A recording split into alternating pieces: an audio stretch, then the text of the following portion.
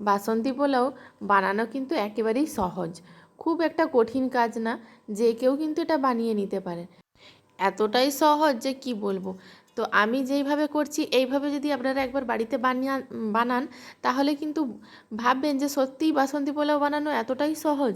তো কোনো কিছু ঝামেলাই নেই, হাতে কিন্তু খুব একটা বেশি সময় লাগে না, খুব কম সময়ের মধ্যেই কিন্তু এই পোলাওটা বানানো যায়। তো আমি প্রথমে কিন্তু 200 গ্রাম মতো চাল নিয়েছি। তো চালটা অনেক দিন থেকেই ছিল, তাই ভাবলাম কি করব, এটা আমি বাসমতি চাল নিয়েছি। আর বাসন্তী পোলাও কিন্তু অনেকে গোবিন্দভোগ চালেরও করেন। গোবিন্দভোগ চালের করলে কিন্তু স্বাদটা আরও ভালো হয়। তো আমি খেয়েছি গোবিন্দভোগ চালেরও বাসন্তী পোলাও, তাতে কিন্তু টেস্টটা দেখি যে আরও ভালো লাগে একটা খেতে। তো কি করা যাবে, গোবিন্দভোগ চালের না করে আমি কিন্তু বাসমতি চাল যেহেতু আমার কাছে ছিল, তাই কিন্তু আমি বাসমতি চালেরই করলাম। প্রথমে চালটা ভালো করে অনেকবার জল দিয়ে দিয়ে ধুয়ে নিয়েছি, যতক্ষণ না পর্যন্ত জলটা সাদা হয়ে যায় ততক্ষণ পর্যন্ত কিন্তু ধুয়ে নিয়েছি।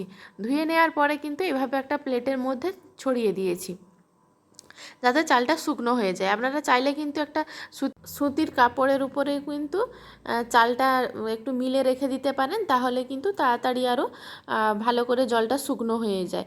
তো আমি এখানে কিন্তু আদা, এক টুকরো আদা, 1 ইঞ্চি মতো আদা আর কাঁচা লঙ্কা বেটে নিয়েছিলাম। আর এখানে কিন্তু আমি বাটির মধ্যে কিছুটা ঘি গরম করে নিয়েছি, ওই 1 চামচ মতো ঘি, তাতে কিন্তু আমি হলুদটা দিয়ে দিয়েছি। তো এই পদ্ধতিতে কিন্তু আপনারা করবেন, তাহলে কিন্তু কথা দিচ্ছি আপনাদের কালারটাও কিন্তু খুব সুন্দর আসবে, পোলাওর কালারটা। এইভাবে যদি করেন, তো আমি আর ডিটেলসে দেখালাম না যে কীভাবে ঘিটা গরম করে আমি দিয়েছি।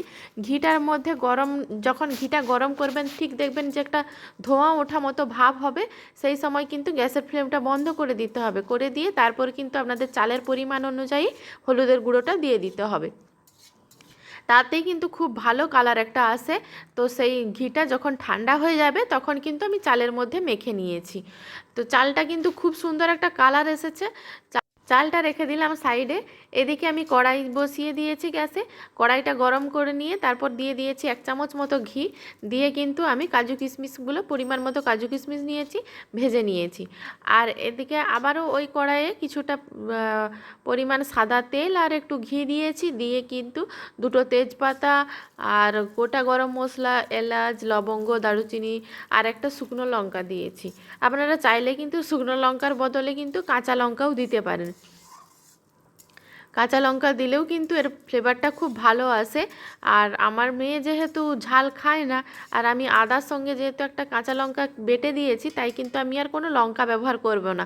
পোলাও কিন্তু একটু মিষ্টি স্বাদেরই ভালো লাগে, বেশি কিন্তু ঝাল ঝাল হলে ভালো লাগে না, তাই কিন্তু আমি আর দিলাম না। তার মধ্যে কিন্তু আমি চালটা দিয়ে দিলাম, ওই যে হলুদ মাখানো চালটা দিয়ে একটু নাড়াচাড়া করে নিয়েছি। খুব বেশি না ভাজার দরকার নেই, চালটা অল্প একটু হালকা হাতে নাড়াচাড়া করে নিতে হবে, না হলে কিন্তু চালটা ভেঙে যাওয়ার সম্ভাবনা থাকে। চালটা নাড়াচাড়া করে নিয়ে যতটা ওই বাটি মেপে আমি যতটা পরিমাণ চাল নিয়েছিলাম ঠিক তার ডবল পরিমাণ কিন্তু জল নিয়েছি। এই মাপটা কিন্তু আপনারা মনে রাখবেন, যেই বাটিতে হোক কাপে হোক, আপনারা যেটাই মেপে চালটা নেবেন সেই মাপের কিন্তু আপনারা যতটা পরিমাণ চাল নেবেন তার ডবল কিন্তু আপনাদেরকে জলটা দিতে হবে, তাহলে কিন্তু পারফেক্টভাবে পোলাও একদম ঝরঝরে হবে। তো এই পদ্ধতিটা যদি আপনারা অনুসরণ করেন তাহলে কথা দিচ্ছি আপনাদের পোলাও কিন্তু খুব ঝরঝরেই হবে। তারপরে কিন্তু দিয়ে দিয়েছি চালটা, আমার ভালো করে প্রায় সেদ্ধ হয়ে গেছে। আমি কিন্তু পরিমাণ মতো লবণ, তারপর একটু বেশি পরিমাণে আমি চিনিটা দিয়েছি একটু মিষ্টি মিষ্টি স্বাদে করার জন্য। তারপরে আর ভেজে রাখা কাজু কিশমিশটাও দিয়ে দিলাম, দিয়ে হালকা হাতে একদম নাড়াচাড়া করে নেব, যাতে করে ভাতটা না ভেঙে যায়। তো আমি আবারও একটু ঢাকা দিয়ে রেখে দিয়েছিলাম। আর প্রথমে মনে হচ্ছে চালটা কিন্তু ভাতটা জড়িয়ে জড়িয়ে যাচ্ছে, কিন্তু এটা যখন ঠান্ডা হবে তখন বুঝতে পারবেন যে কতটা পরিমাণ একদম পারফেক্ট হয়েছে, একদম ঝরঝরে হয়েছে। এইভাবে হালকা হালকা করে নাড়াচাড়া করে জলটা শুকনো শুকনো করে নিতে হবে।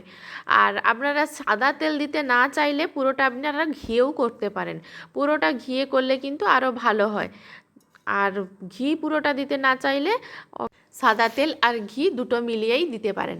তো আমি কিন্তু সাদা তেল আর ঘি দুটো পরিমাণ সম পরিমাণে দিয়েছি, ঘিয়ের পরিমাণটা একটু বেশি দিয়েছি, সাদা তেলটা 1 টেবিল চামচ মতো দিয়েছি। দেখুন পোলাওটা ঠান্ডা হয়ে যাওয়ার পরে আমি যখন প্লেটে সার্ভ করছি তখন কতটা পরিমাণে ঝরঝরে হয়েছে আপনারা দেখেই নিশ্চয়ই বুঝতে পারছেন। আর খেতে এতটাই টেস্টি হয়েছিল যে কি বলবো, সবাই কিন্তু খেয়ে প্রশংসাই করেছিল যে ভালো হয়েছে বলে। রেসিপিটা আপনাদের কেমন লেগেছে জানাবেন।